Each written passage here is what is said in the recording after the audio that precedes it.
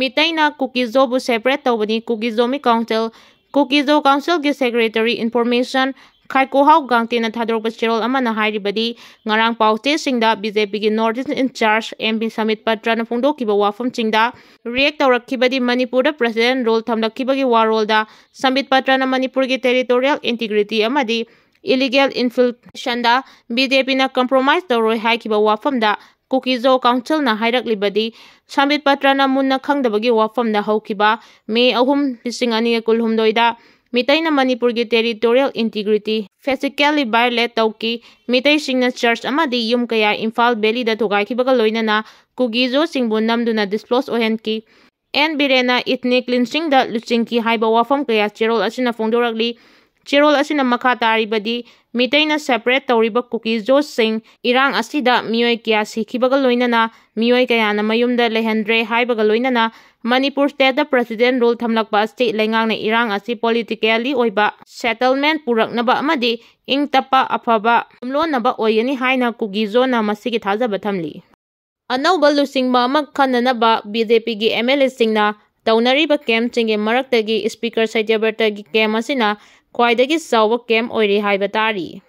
N. Birena Chief Minister famdagi resign tawkraba matungda anauba lusingba ama khanba ngamdabadagi Manipurda President role suspended animation thamdilakiba asida haujiksu BJP MLA singi marakta anauba lusingba ama khananaba tokai na kem tawnari loinana Prime Minister Narendra Modi na ngasi athengbada Delhi da yawraklaba matungda Delhi amadi Manipur gi oina Chief Minister amamang khanabagi thabak pangthokadawri adubu pauchi asina phangba pau matung inadi anauba lusingba oinabagi damakta tongan mafamda kem tawnariba sing asigi manungda Speaker Satyabrta na lusingba kem asina BJP gi MLA ayamba loinana BJP da saugatpa atopa political party gi miyoi sing changsilaktuna achoba kem ama oire haiba ngangnaba sutari pause asina pangba paugi matung inadi karigumba Speaker Satyabrta gi kemta Laiduna Speaker Satyabrta bu saugatpa MLA singna helapa tarabadi center gi maikai dagisu atuba matamda Satyabrta bu anauba lusingba ama oina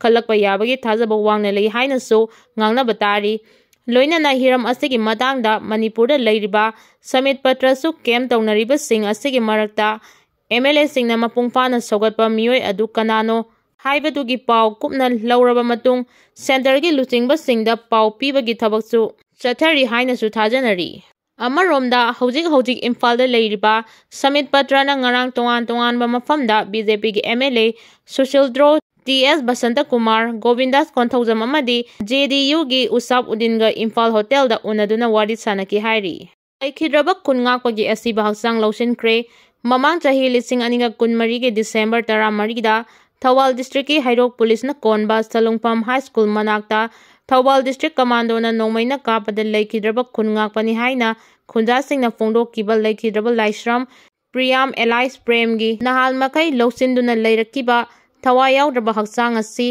JAC gi amadi imung manunggi miyoi singna Jenims ki miren changdagi lausinkhre hairi HAIKHRE Prem Thawal District ki manung chanba Thawal Khunaudagini mahaki mafamda ngasi aroiba ikai khumnab utpaga loinana mahaki poknafam lamdamda aroiba mathau mangam pangthokre amaromda ngarang ayuk Thawal District Commando na Hairoktagi fakiba khungakpa mari adu police nadi aina thingkraba Manipur gi lalholub ama oiriba KCP noyon gi lanmini haina case tawrakli MLA KHUDINGMAK CM Oiba YABANA KATHOKPA CHANGNGE SUSINDRO Naga Peace and Solidarity Committee Langol na sinduna luingaini 2015 gi thauram ngasi Langol da leiba Maupong Mai Pesticide sa pangthokre thauram aduna former FAC and P Minister L.SUSINDRO SUSINDRO IGP Dr. I.K. Muiba amadi Nagagi tongan ba furup singi luchingba singna mithung lensing oina saruk yaki thauram aduda maring furup ki miyoi singna Maiba singduna asengba mai hauduna haudoki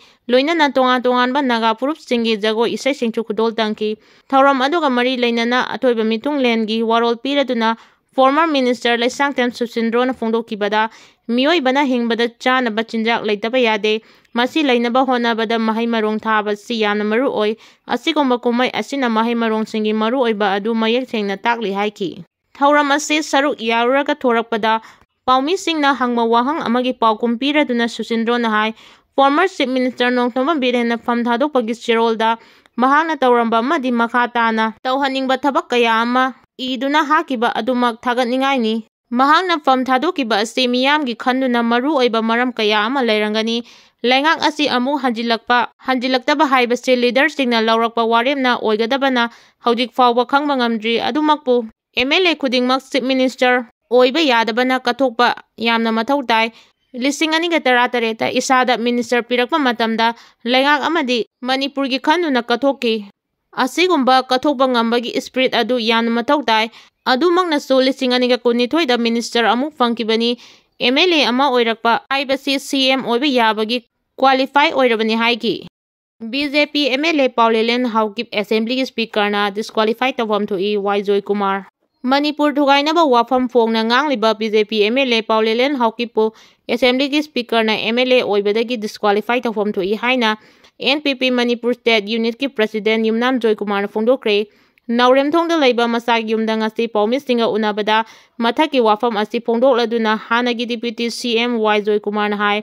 BJP ki lusingba singna su state amadi party ki mayokta wa ngangliba BJP MLA asigi mathakta haudik fawbada action amata laukhatana lairiba asti laibak thibani. Kuki MLA amana Manipur ki chief minister oiraba fawbada kuki singi oiba separate administration demand hongloi hairiba asi Manipur ki speaker amadi BJP Manipur Pradesh na tumina laifam thokte action laukhatpam thui amadi kuki MLA singda warning pifam thui. MLA PAOLIENLAL gi mathakta akanba action laukhatpada state asida mahusagi punsida handilakpada mateng oigani. NPP gi MLA singna party gi mayokta thabak tawrakpa matamda matam chana advice piraga punna leiri. BJP Manipur Pradesh ki president su kuki MLA singda party gi maikaidagi laukhatpam thokpa action laukhatpa changi haiki. State ki thakta luingaini pangthokre traditional boundary sumthoktana border fencing tawba yaroi awangbaw niumai. Traditional boundary sumthoktana border fencing tawba yaroi. Border fencing ki mayokta naga legislature singna lepli haina awangbaw niumai na phongdokre.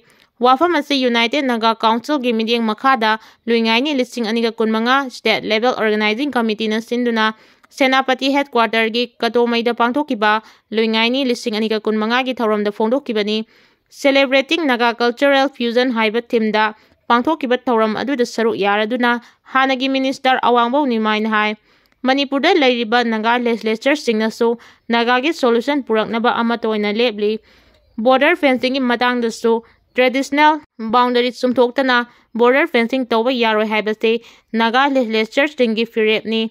Haudik lairiba artificial boundary asigi matungina border fencing tawba yaroi haibase Naga legislature singi firepni.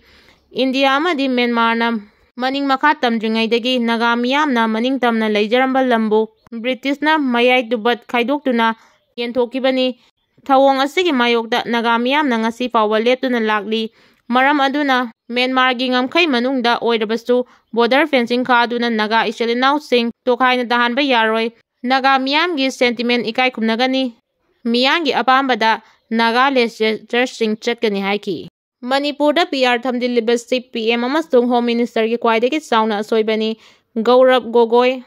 Manipurda President rule thamdiliba asi Prime Minister Narendra Modi amasung Home Minister Amit Shah amade BJP ki collective leadership ki oiba North East ta khwaidagi chauna failure amani haina Assam gi MP Gaurav Gogoi na phongdokre. MP Gaurav Gogoi na mahaki extra thagatpa post amada hai achauba irang sing mayoknariba Manipur State Central BJP lengakna President rule haukiba yumsa kaisa numita thamjinkibani. Khongthang ase Manipur gi chief minister oirama nongthumba birena mahaki chief minister famdagi resign tawkiba matungda oirakliba fibamni.